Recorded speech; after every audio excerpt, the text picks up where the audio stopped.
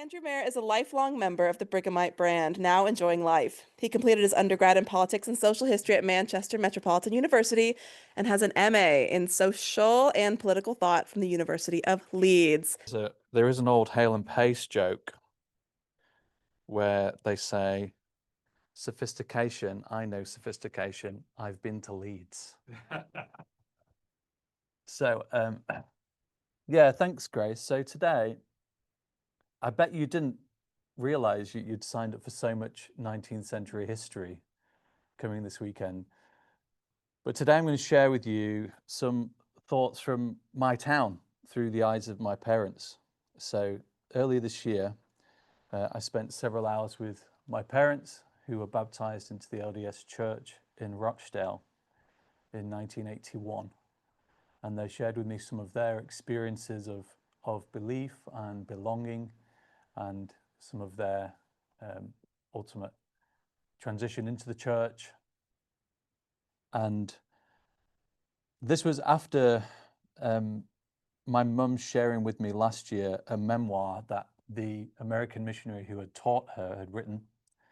And when I read that, it's funny, Naomi talked yesterday about depictions of people from American missionaries, and you would think that the poor missionaries had gone to hell to teach, the way that they described poor old Rochdale.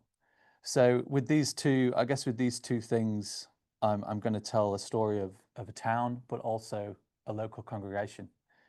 I acknowledge here that that might be limited, but I think in reality, a lot of northern towns would have a similar story. I'm thinking towns like Oldham, Blackburn, Bolton, where once were industrial heartlands who've had probably now a century of decline. There'll be very, very similar themes. And also the fact that for the majority of members of the church, however they interact with the faith, their local congregation is their biggest influence. And so interesting to chart the growth of that particular congregation through the eyes of my parents. I'm going to start with a quote from someone's laughing, from Fred Dibner. All the Northerners are laughing. Yeah, Fred Dibner was an old steeplejack. If you want a great afternoon on YouTube, search Fred Dibner. He used to go up all the old chimneys and pull them apart brick by brick. He very much represents the deindustrialization of the North because he turned into an industrial historian. And it's thanks to Fred Dibner that we have some of the artifacts in the North left, because he wanted to keep that sense of industrial history. Now, I kept men in here for a very obvious reason and an obvious parallel, which I might return to later. But I think this quote really sums up what life has been like in the North in the past 50 years. This idea that we've gone through deindustrialization, where our trades, where our industry has declined and has been replaced by a new managerialism that for many people have been left behind as a result of. So I will return to that. So I want to start at the beginning. This is an old picture of Rochdale. The emergence of Rochdale Rochdale was in the Domesday Book. So was Preston in the Domesday Book as well? Yeah. So Rochdale was there. It's along the River Roach, hence the reason Rochdale, the Dale of the River Roach. It had canals from the late 18th century that provided links across the Pennines to Sarbury Bridge and to Halifax, and then also into Manchester.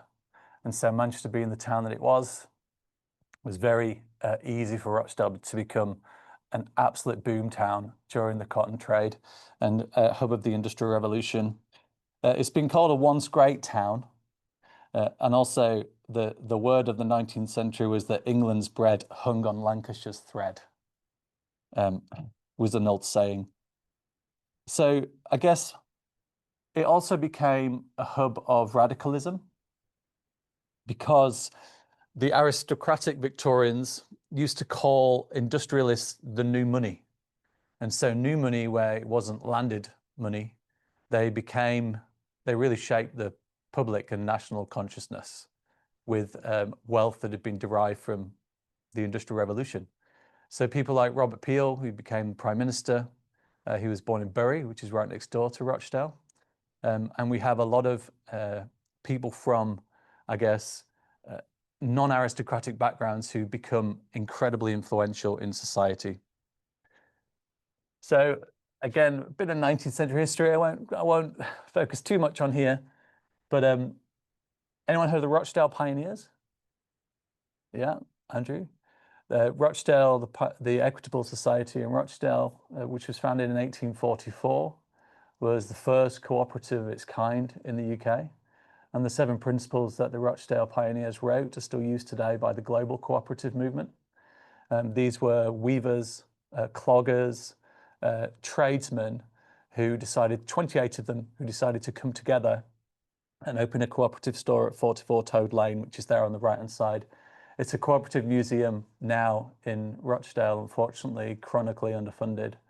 But there's also a great exhibition at the People's History Museum in Manchester if you want to learn about the cooperative movement. Great irony is that one of the founder members of the Rochdale Pioneers was a man called Joseph Smith. I know he could be in several places at once, but I don't think he could probably get that far. We have 2 figures in the middle as well. So John Bright, anyone heard of John Bright? John Bright was a very famous radical. He became the mayor and the MP for Birmingham, but he was a Rochdale man. He was the son of a Quaker priest. His dad was a cotton merchant. He was aggressively a pacifist, and he was probably known as one of the greatest orators of the 19th century in Parliament.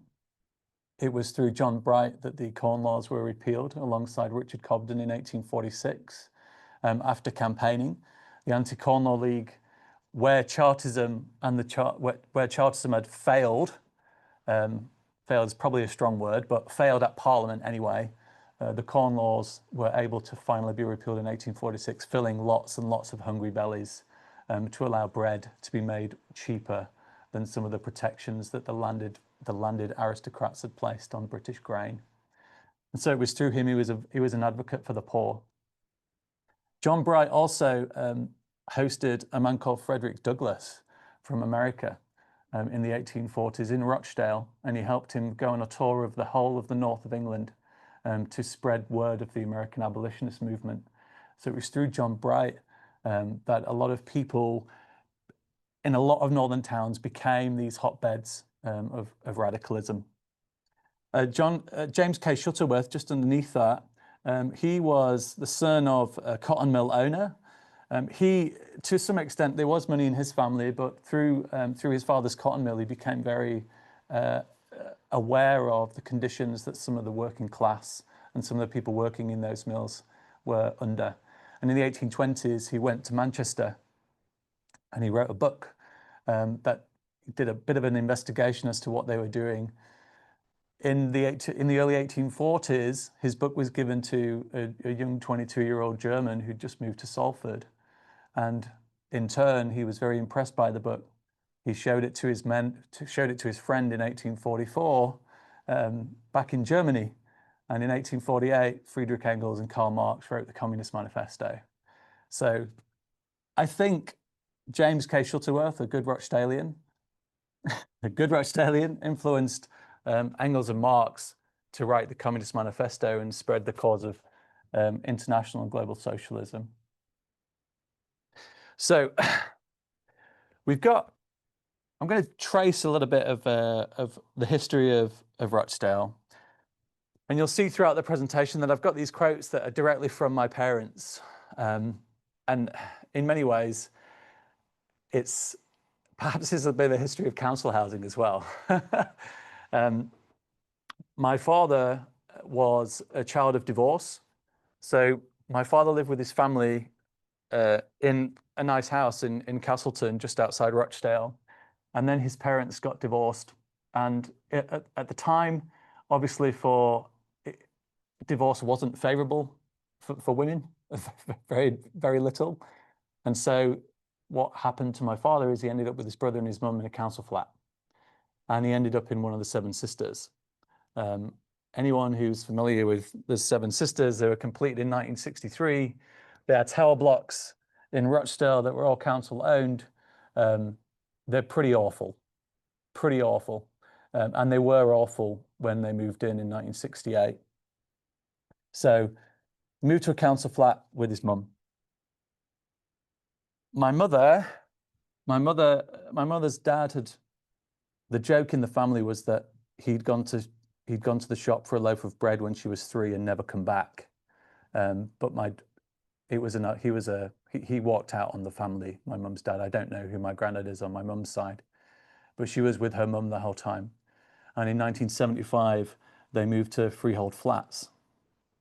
The freehold flats were completed in 1971. They moved in 1975. It was another council housing project. As you can see, at the time, it was supposed to be cutting edge. But in many ways, my mum's upbringing was, it lacked quite a lot of things. They didn't really have essentials like soap or toothpaste. And she made this comment that when I asked my dad about class, she said, well, I couldn't afford to think about class.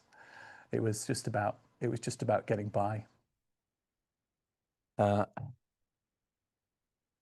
This is the Rochdale Indoor Market. Now, my dad had a Saturday job here working as a fishmonger, alongside the fishmonger. And 2 stalls down, my mum was assisting the greengrocer. And in 1978, they met on a weekend. My dad was 19, my mum was 17. They dated for 6 months and then they got married. They weren't members of the church at this point, but my dad said that his dad said it was the right thing to do. So they got married and they were very young. This is when they first got married and they applied for a council house. They moved to another council estate called Kirkholt. Now, Kirkholt was built by German prisoners of war. They built a council estate in Rochdale. So this is pictures of them. But it was interesting. They talked very fondly of Kirkholt in those early days. And that phrase, there were a lot of people like us, people who worked hard at an honest job. Don't know, I can't depict an honest job, but my dad was a joiner. An honest job, plenty of kids about, and it was a nice place to live. So it was very much the kind of post-war dream of council housing, the idea that you could have these communities, close-knit communities, working in the trades, very much working class. And this is where they lived when they first got married. My dad as well was big into football, and with football, he played for a Sunday league team at this pub called the Harrows. And he spoke very fondly of those days, that all his friends were there, that it was all he knew, that a lot of, again, this phrase, that a lot of his team were like him. There were electricians, the trades, the vans being parked up, and how this idea that the pub was where everything happened, that they were there most nights. And yes, he was a big drinker. That was just part of, I suppose, him associating with his friends and things like that. So they discovered the church. Now, this picture from Freehold Flats, I'm just gonna, can I stand up? Oh, Grace isn't here. So this section just here was the Mormon church. And this picture taken from the kind people at Rochdale Local Studies, this is actually the church car park. And so you can see this is taken on the church grounds. And so you can see the development was directly across the road from the church. So when my mother moved there in 1975, the church had already been there for about a decade. The Rochdale Chapel was selected as one of the building mission buildings in 1961. It had been broken, ground had been broken, and then it was completed in 1964. They had a dedication service in 1964 with the mayor. Now, at the time, just anecdotally from members, the council flats being built next door was obviously a massive opportunity for them. They thought, this is incredible. And they met a lot of people who subsequently joined the church from the freehold flats, amongst which was a couple called Mr. and Mrs. Bowker. Mrs. Bowker was a heavy smoker, and she managed to quit smoking. And her friend who lived next door was my grandma Betty. She lived there with her children. At the point, my mum was living on Kirkholt with my dad, but it was in freehold flats. This is just the pictures from the building missionaries, and the steeple being worked on the left there, and then the program from the dedication there in 1964. It was in freehold flats on Christmas Day in 1980 that my parents first met the missionaries. They met them on Christmas Day, and at the end of January, they were baptized members of the church in 1981. It was quick. So my dad spoke, like he talked about the missionary who baptized him, that he didn't take us too seriously. Unfortunately, he said if it was an American, I wouldn't have joined. Yeah, he said, and again, this idea of, he kept saying the word honest, like honest work. And he was a loyal person. He's honest, trustworthy, hardworking. If I commit to something, I'm going to see it through. I know you can't deem values as a certain worldview, but for him, these were his proud working class values of, I'm going to work hard, I'm going to be loyal. If I commit to something, I'm going to do it. And then he was reflecting a little bit on what attracted him most. He talked about his broken family. He talked about my mum. He talked about being committed to her by getting married, and that it was the right thing to do. So again, it was these ideas of his really, really strong values.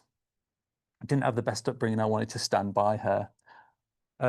Now, what was interesting is I said before that I had some thoughts of, and at this point, bear in mind that my dad was working as a joiner. They had this council flat, and there was an element of them struggling, but they said there was never any unhappiness, that they were quite content with their lives. But what was interesting is where the missionary memoir, how it described it. And so we've got these descriptions of mired in economic depression, this idea that workers humbled from years of financial struggle, dependent on government welfare, broken families, no vision of success or the future. They talked about my grandma, who was Betty Ferguson, a single mum of five, like many Northern English mums. I don't know why mums got got those marks. And they talked about a problem with my dad about the Sunday football commitment. We couldn't find a solution. They themselves had, I guess, adopted some traits to make them more relatable. So the elders set up a football game at the cultural hall, and they started getting lads from the estate to come play football with them. They also bought a dartboard and started playing darts. And there's a great little anecdote in the memoir that they'd actually wagered with another husband that if they beat him at darts, then they could baptize his wife. So I can show you. I've got it. And so they stayed in their flat for a week practicing, and they took it as a miracle that they were able to win, and the wife got baptized. So yeah. Where did you get these sources from? Oh, this is from a missionary memoir. So an American missionary who taught my parents, did a memoir and then sent it to my parents. And it's interesting because Naomi mentioned yesterday about depictions of people coming into that community.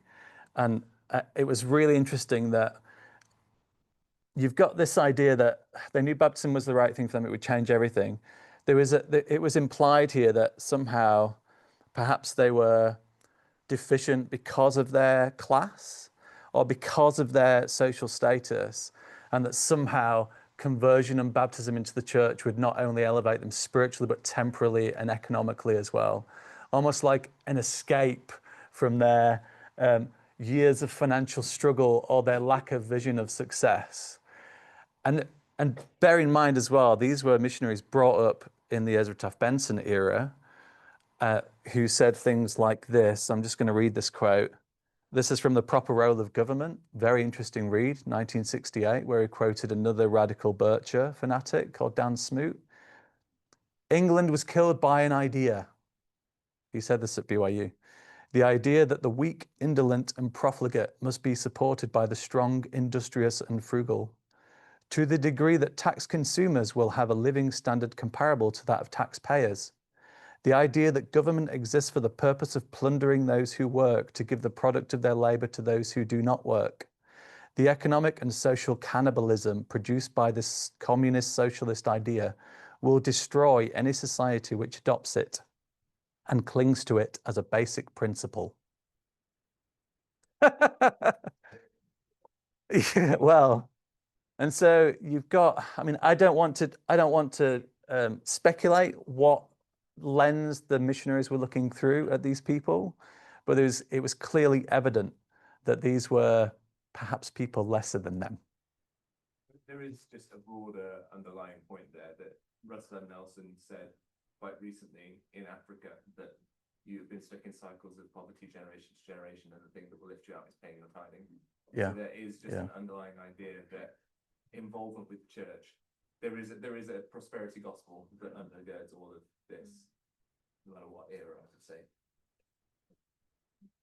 So did Please go ahead. Taft Benson read the bloody Doctrine and Covenants? I mean, He liked the Book of Mormon. He liked the Book of Mormon. I know, and that's Yeah. a radical socialist text.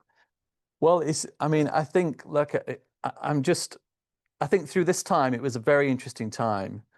And when they joined the church, and from my dad's perspective here, we talked last night briefly about how the culture has been influenced by kind of American culture.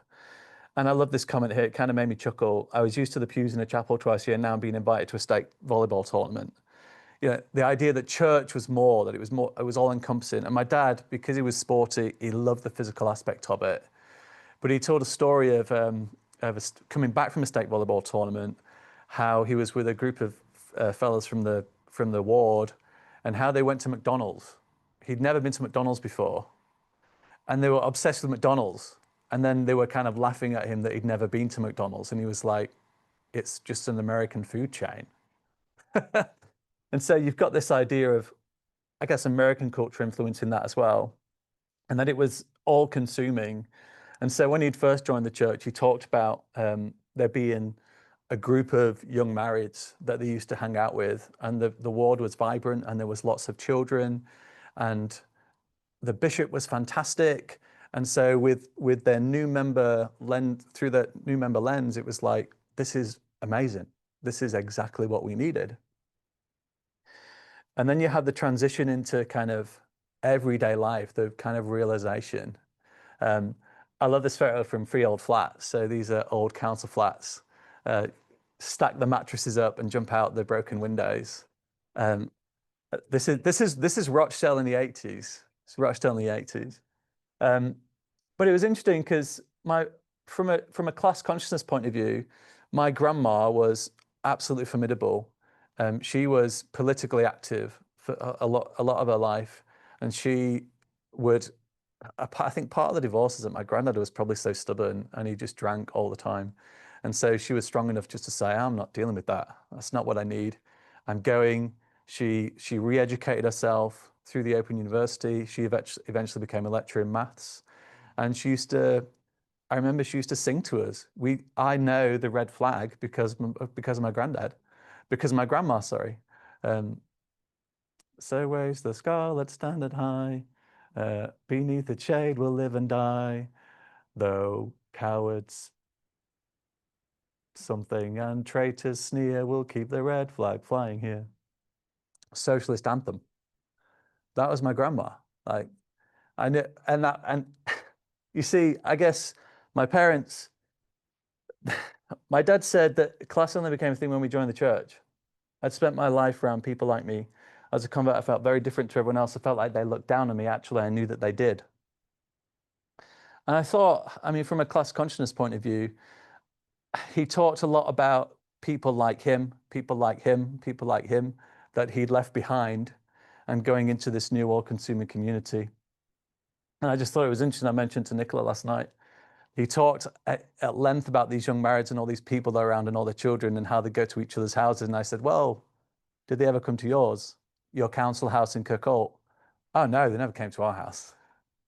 So there's still that level of, yeah, community, but on the fringes. He said as well, I believe the church was provided a safety net for me. I'd quit drinking. I knew I could get something better than what I'd come from. It was the idea of I've left something behind to start something new. And this bottom quote is an interesting one, because very soon they realized that perhaps that they felt a little bit out of place. This one says, I lost count of how many times people passed us with empty cars while we walked to church. At first, it didn't bother me, but in winter when it's chucking it down and the baby is screaming, it would have been nice. Funny though that then those people would say in their testimony how much they loved us. And so it was to them, it was like their background was very much of, if you're gonna of action, it was service in action. It was just help each other. Go to your neighbor's house, knock on their door. It was quite confronting to them to then be part of this community where it didn't really make sense that you would do that, like see someone in need and not do it. And so they were trying to, and again, this is only one person's experience. I'm just qualifying it like that, but I don't think this is unique to people. And this is the house that I was born in. So they moved to Wardle in Wharton Close. So number 19 there with the white car outside it in the middle of the picture. We lived in that house with 6 children, 3 bedrooms. And my dad talked a lot about his kind of status. And in many ways, because he could talk to anybody, he mentioned that people don't have nothing to lose, especially when it comes to church, they'll eventually fight back. Rochdale Ward through the years has had a few incidents, I would say.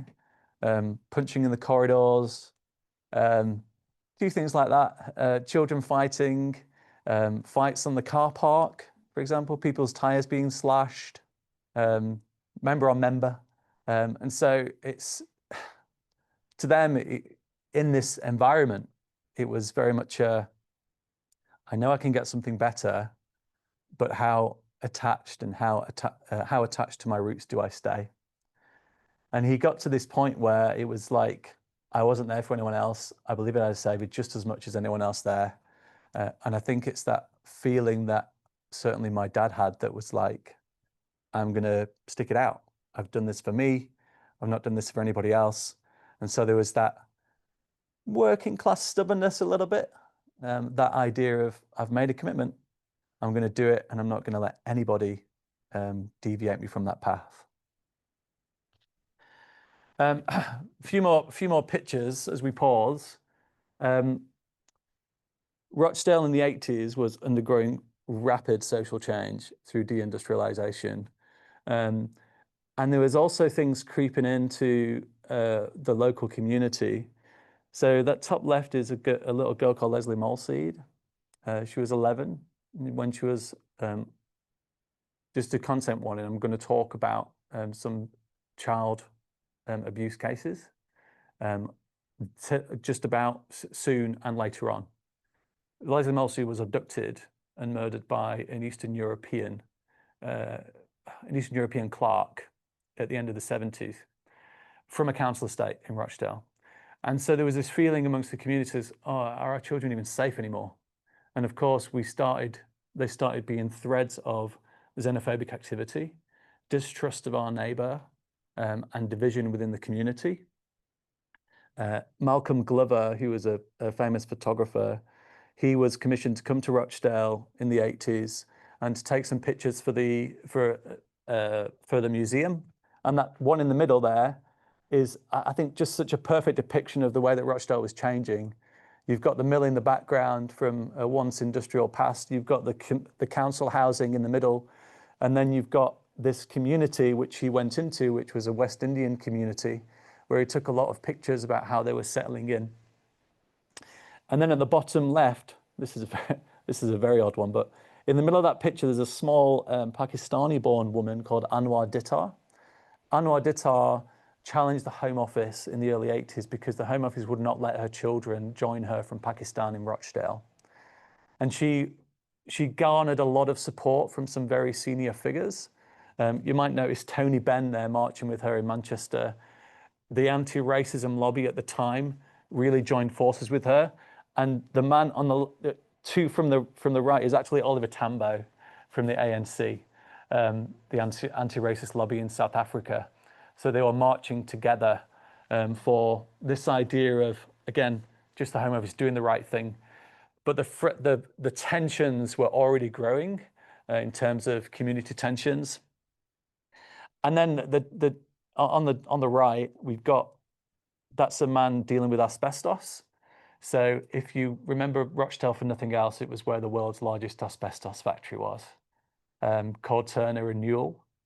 Turner and Newell in 1982, there was a 47-year-old woman who was diagnosed with a respiratory disease that was from asbestos. People were saying it's from asbestos. We'd known for 25 years already that asbestos was harmful to people. Our MP, Cyril Smith, on the right-hand side, he was our MP for 20 years in Rochdale. He wrote to Turner and Newell, the largest asbestos factory in the world, and said, we've got this problem. They might be looking to close you down. Why don't you write me a speech that I can deliver? So he was in cahoots with the asbestos factory, and he delivered that in Parliament in 1983, and they got another 10 years. 10 years production. So rapid social change in terms of demography, in terms of tensions, and in terms of this really clinging on to an industrial past, clinging on to its industrial heritage. And it was the same, you can still go today and just see, miles and miles of factories that are still empty. If anyone's into the kind of urban exploration YouTube channels, there's lots of those in Rochdale in some old factories. And about this time, part of the questioning to my parents was, hey, look, all this stuff is happening in Rochdale. How did that bleed into the church?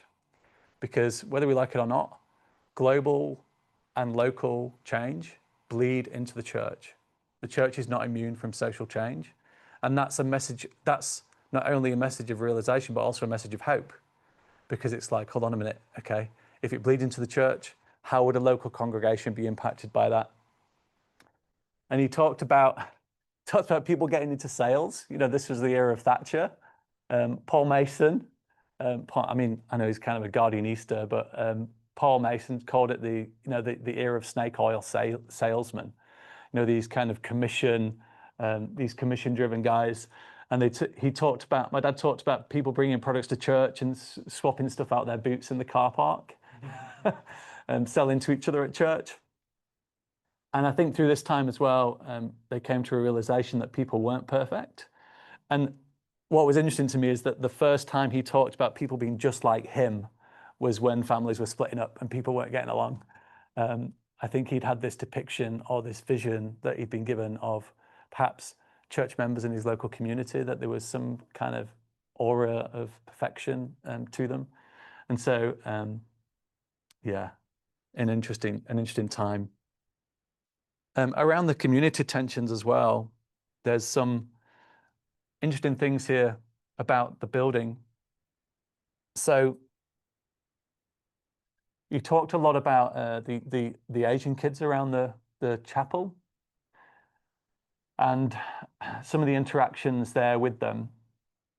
And I think from from their perspective, I think there was an element of fear. I think there was an element of division that already belonged to the town. And it was during this time that I think it happened to every chapel, to be honest with you, but it was during this time that the walls went down and the gates went up. Those green powder sprayed gates, where the chapels became ultimately fortresses. They were no longer an extension of the community, but they were separate from the community. And in many ways, it didn't represent the local community either. And this is the location of the chapel. I'm going to stand up again. So here is the LDS chapel here. And he talked about the train station. So a lot of members came on the train, and they got off at the train. They'd have to come down Tweedale Street, and they had to pass the Central Mosque, which is one of the biggest mosques in Rochdale. And a lot of this area was Asian families, East and West Asian families. And this is freehold flats, which by then, because of the demographic change happening in Rochdale as well, there was lots of migrant families living in the area. And interesting that I never remember the congregation looking any different, really. And so it was a very diverse area that wasn't really represented by the congregation. A few years later, they actually, so this is where I was born in Wardle, but then we moved to Littleborough. And for those of you who know the stake, they redrew the boundaries and split the Rochdale Ward, and they went down from Wardle to Milnrow, and it became the Littleborough Ward. And so we had this boundary. And what was interesting is when I talked about this time, how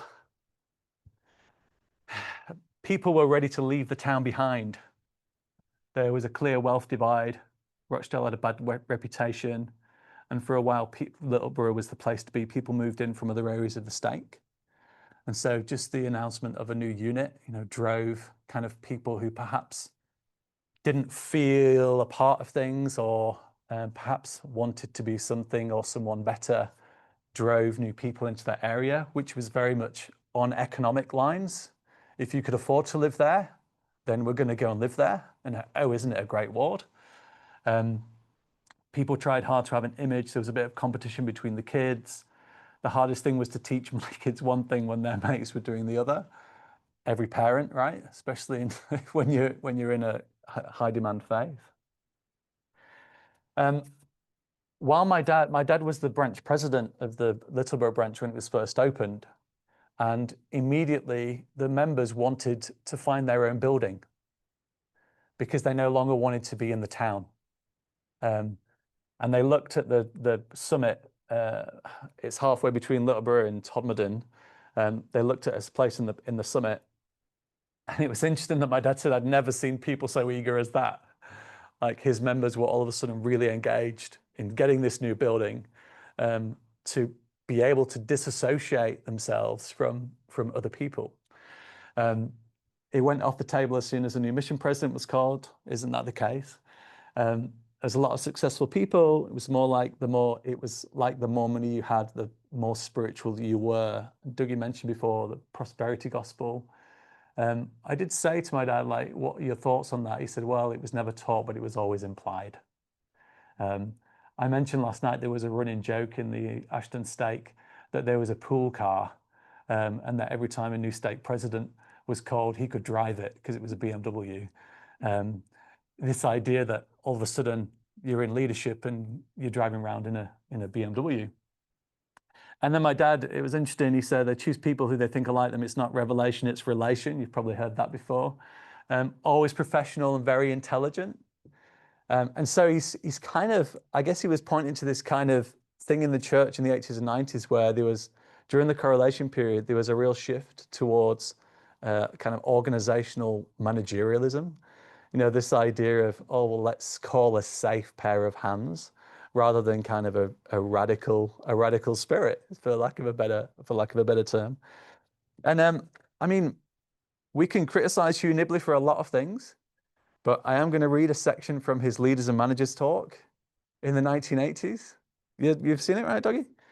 If you want, yeah. I mean, forgive the irony, but this was in the era where managerialism as a kind of an ethos was very much becoming part of the corporate world. Hugh Nibley said this: the leader, for example, has a passion for equality.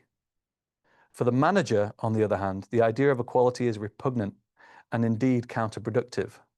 Where promotion, perks, privilege, and power are the name of the game, awe and reverence for rank is everything, the inspiration and motivation of all good men.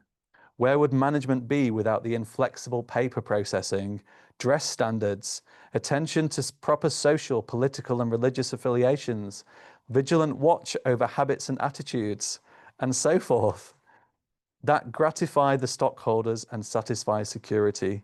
If you love me, said the greatest of all leaders, you will keep my commandments.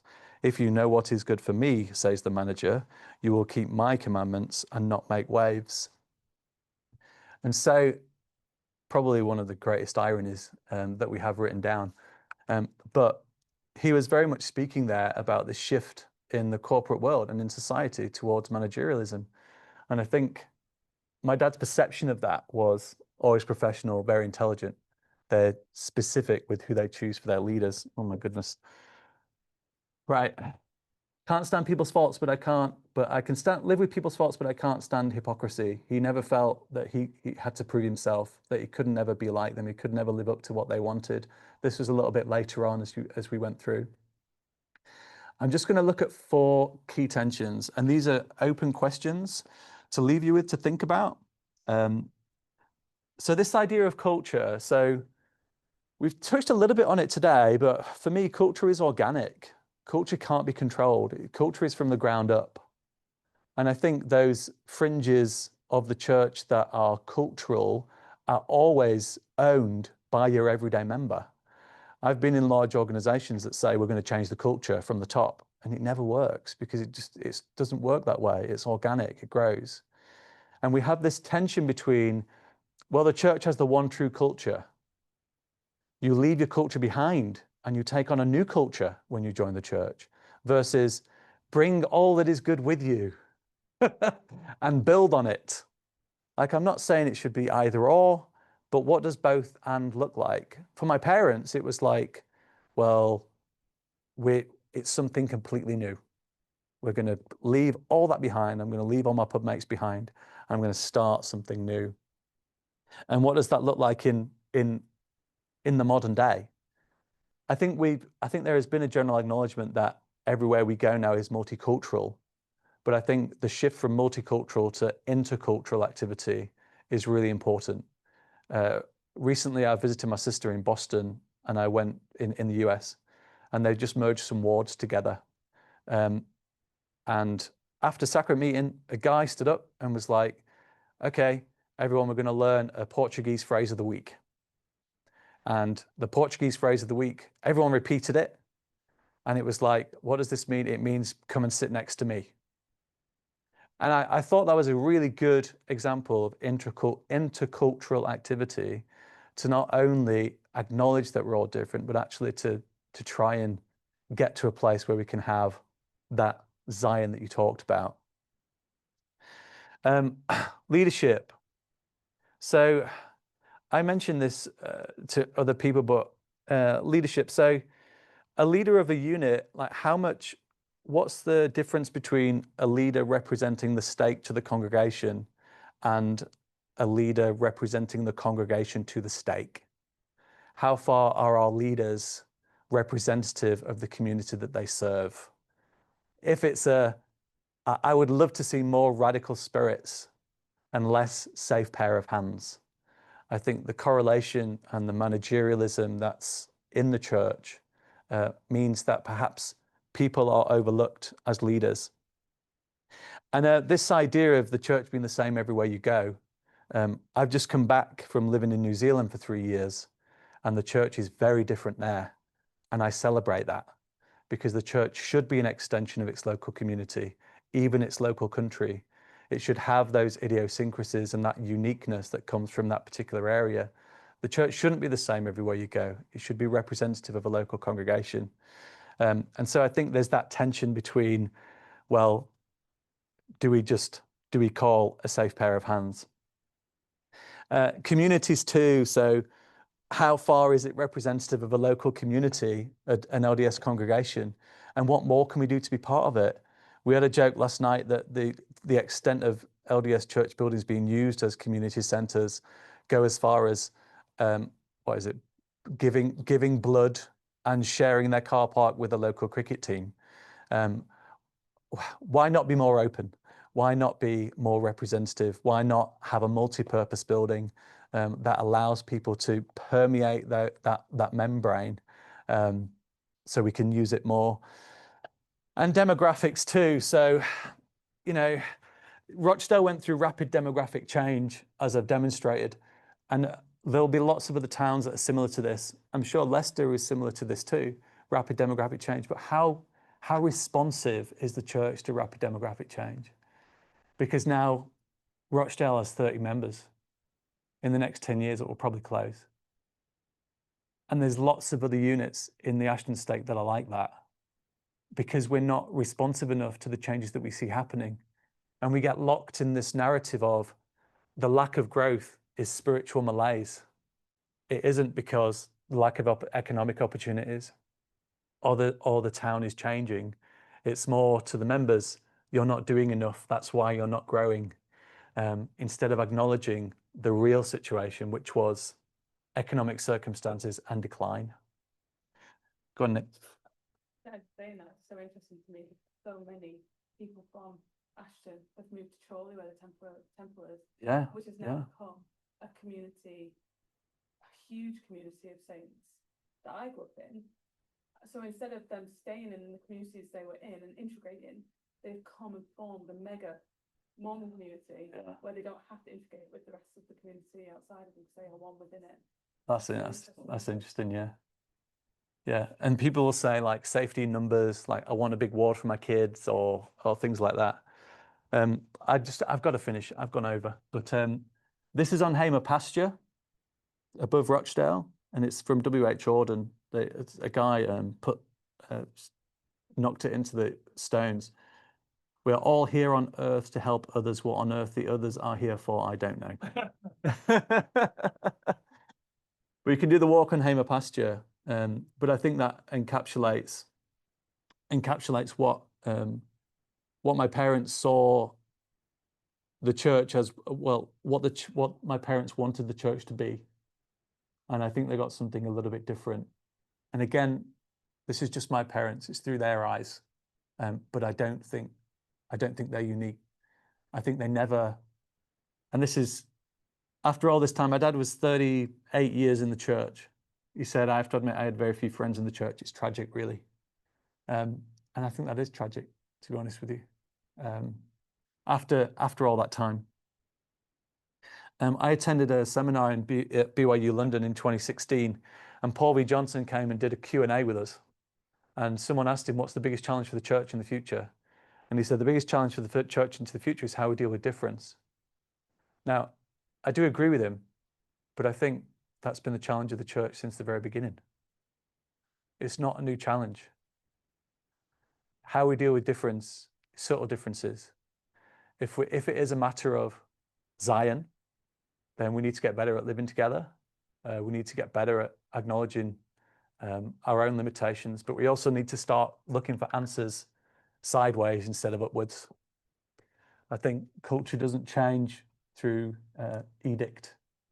I think the church hierarchy versus the grassroots, or the church at the ground level, I think that's where the action is.